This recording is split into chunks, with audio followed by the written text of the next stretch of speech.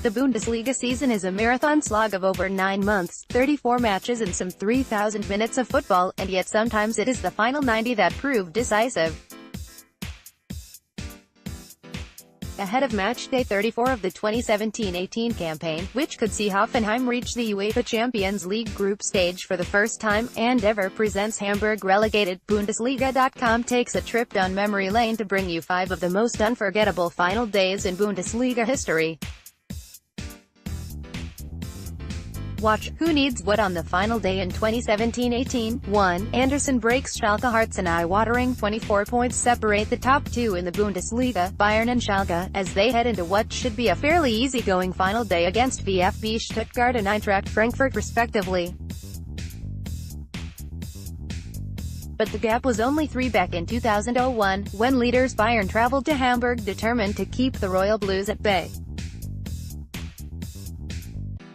The Bavarian Giants were only 4 days away from a Champions League final that they would win against Valencia, but first there was the small matter of securing a third straight league title. Hamburg hadn't read the script.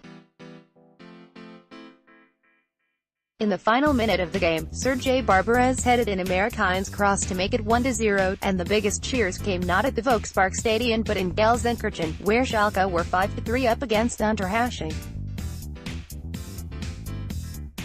Thanks to their superior goal difference, the Royal Blues were now virtually ahead of Bayern in the table, and just moments away from a maiden Bundesliga crown, and their first German league title since 1958. Watch, Anderson's last-minute title winner for the Bavarians, in May 2001 step forward Patrick Anderson. In injury time, Bayern were awarded an indirect free kick inside the Hamburg area, and the Swedish defender slammed home after a touch from Stefan Effenberg. Incredibly, that would be Anderson's only ever goal for the Bavarians, but one that earned him a place in both club and Bundesliga history. As the Bayern celebrated wildly, Schalke's joy turned to despair, with a German television commentator dryly summing things up. "So sind sie," he said of Bayern. That's what they're like too, the mother of all relegation battles heading into the final round of fixtures in the 1998-1999 season. No fewer than 5 teams were battling to avoid the drop, at a time when finishing in 16th place meant direct relegation to Bundesliga 2. Nuremberg began the day in 12th, 37 points, ahead of Stuttgart 36, Freiburg 36, Hansa Rostock 35, and Frankfurt 34, but there was set to be incredible drama right until the very last minute of the season. Frankfurt had a poorer goal difference than the rest, and looked destined to go down when Kaiserslautern cancelled out their 1-0 lead in the 68th minute. But Thomas Sobotzik immediately restored the Eagles' advantage, while 2 quick-fire goals for Bochum suddenly put Rostock in 16th place. As the clocks ran down, the goals kept flying in, with coaches, fans and commentators furiously pounding their calculators to work out who was going to finish where. This was undoubtedly the most important of Jan-Åge Fjørtofts c. 17 Bundesliga goals for Frankfurt. Copyright Amigo, Sven Simon. Frankfurt continued to increase their lead against Kaiserslautern, and at 4-1 up on 82 minutes they were briefly out of danger.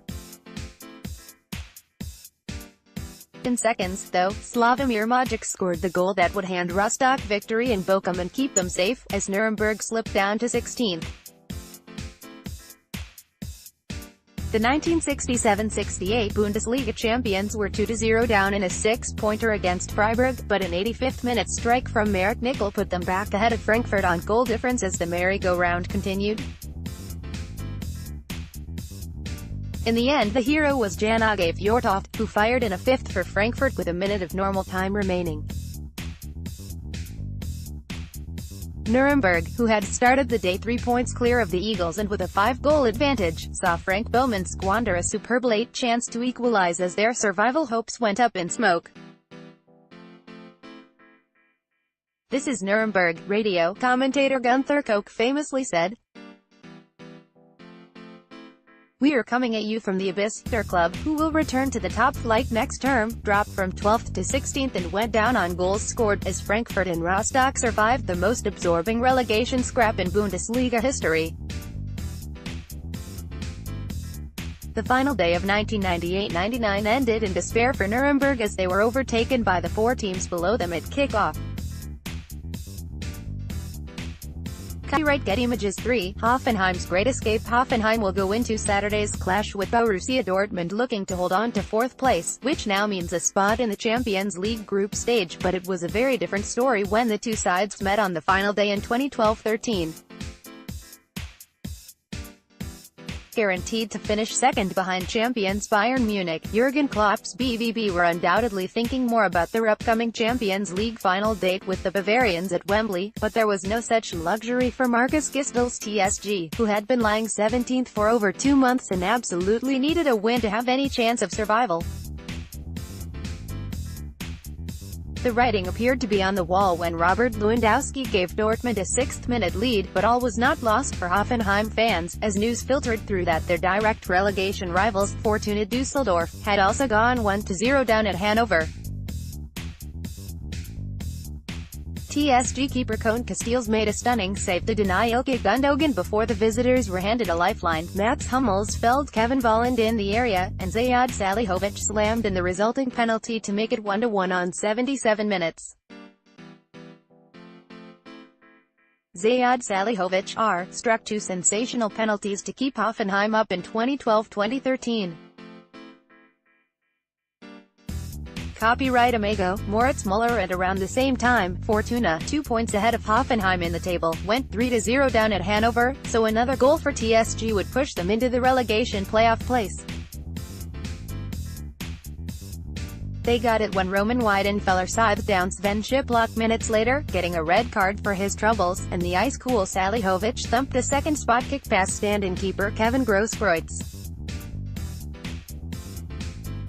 There was a final heart-stopping moment for the away fans when Marcel Schmelzer fired in an equalizer at the death, but it was correctly ruled out for a Lewandowski offside, and a jubilant Hoffenheim went into the playoff, which they won 5-2 on aggregate at the expense of Kaiserslautern.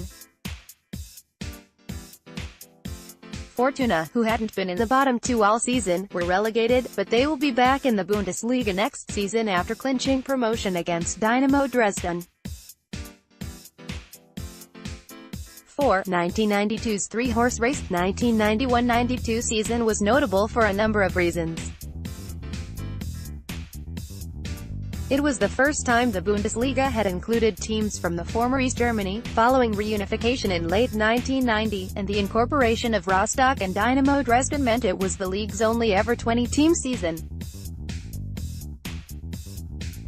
It also happened to be a nightmare campaign for Bayern, who parted ways with Jupp Heynckes after just 12 league games and eventually finished down in 10th place, up at the top. Meanwhile, there was an unprecedented three-way battle for the title between Frankfurt, Stuttgart and Dortmund. All three clubs went into the final day locked on 50 points back when it was still 2 points for a win, and all three were away from home leaders Frankfurt and Rostock. Stuttgart at Bayer Leverkusen and Dortmund down the road in Duisburg, although with 15,000 black and yellow fans making the short trip to the Wethaustadion, it must have felt like being on home soil. Frankfurt fans were confident their side would claim a first German title since 1959 in Rostock. Copyright Amigo, Alfred Harder. On paper, Frankfurt had the easiest task against relegation-bound Rostock, but their fans were set to endure perhaps the worst afternoon in their Bundesliga history. Despite dominating, the league leaders fell behind to a strike from Jens Dau, which was quickly cancelled out by Axel Cruz. The fateful moment arrived in the 76th minute, when Ralf Weber was tripped in the Rostock area by Stefan Boger, but referee Alfons Berg refused to award a penalty. In a cruel twist, Boger went on to add Rostock's second goal from a late counterattack, as Frankfurt's dreams of a first Bundesliga title were shattered. The drama of Rostock, as the Frankfurter Allgemeine Zeitung termed it, still haunts Eagles fans to this day. The crown appeared to be heading to Dortmund, who had been 1-0 up against Duisburg since the 9th minute thanks to serial goal-getter Stefan Chapuisat. But there was a late twist to come in Leverkusen, where Stuttgart, drawing 1-1 and down to 10 men after Matthias Sammer's dismissal, conjured up an 86th-minute winner from an unlikely source, captain and centre-back Guido Buchwald, who had successfully kept Diego Maradona at bay when Germany won the 1990 FIFA World Cup final. In spite of spending just 2 weeks in top spot prior to the final day, compared to 19 for Frankfurt and 11 for Dortmund, VfB claimed their 4th German title and 2nd of the Bundesliga era. Guido Buchwald played nearly 400 games for Stuttgart, also winning the Bundesliga title in 1983-84. Copyright Amigo 5 Ballack's Leverkusen nightmare. Michael Ballack was one of the most decorated German footballers in history by the time he hung up his boots in 2013, but the former international midfielder endured a tragic stint with Leverkusen between 1999 and 2002. Die Self went into the final day of the 1999-00 season with a 3-point lead over Bayern, and needed just a point at mid-table Unterhaching to secure their first Bundesliga title. Disaster struck on 21 minutes, though, as Ballack turned a Danny Schwartz cross into his own net, for the first own goal of his career. Leverkusen never recovered from the setback and went on to lose 2-0, while Bayern, who had netted 3 times in the first 16 minutes of their game at home to Werder Bremen, held on for a comfortable 3-1 victory to snatch the title from Bayer's grasp. 2 years later, Leverkusen kicked off Matchday 34 in 2nd place, but only a point behind leaders Dortmund. Ballack was clearly determined to atone for his part in the Unterhaching loss, and scored twice to put his side in the driving seat at home to Hertha Berlin. For around 20 minutes in the second half, Bayer were virtual champions, with BVB drawing 1-1 at home to Bremen. Once again, though, Bundesliga glory slipped through Leverkusen's fingers as Thun, barely a minute after coming off the bench, scored a winner for Dortmund on 74 minutes, securing their 6th German championship. Bayer also won 2-1, but remained a point back in 2nd place, once again the bridesmaids instead of the bride. Michael Ballack twice finished as a Bundesliga runner-up with Leverkusen before his nightmare summer of 2002. Copyright Amigo Ulmer. If Ballack thought things couldn't get any worse, he was very wrong indeed. A week after their last league game, Leverkusen lost the DFB Cup final 4-2 to Schalke, and completed an incredible non-treble 4 days later, when Zinedine Zidane's wonder strike handed Real Madrid victory over Die Self in the Champions League final. The international press dubbed the team Bayer Leverkusen, and their hunt for a first Bundesliga crown goes on to this day. Later that summer, Ballack joined Bayern, where glory awaited, but not before he had also lost the World Cup final with Germany against Brazil, in perhaps the unluckiest 2-month spell of any footballer's career. These are just a selection of the incredible stories that have unfolded on the Bundesliga's final day, which has also seen reigning champions Nuremberg relegated after a 3-0 loss at Cologne in 1969. And Andreas Brehme, the man who scored the winner in the 1990 World Cup final, reduced to tears as DFB Cup winners Kaiserslautern failed to avoid the drop in 1996. If history has taught us anything, it's that the season's last hurrah is not to be missed, so make sure you're logged on to Bundesliga.com come Saturday afternoon. Andy Smith. Click here for an overview of Matchday 34.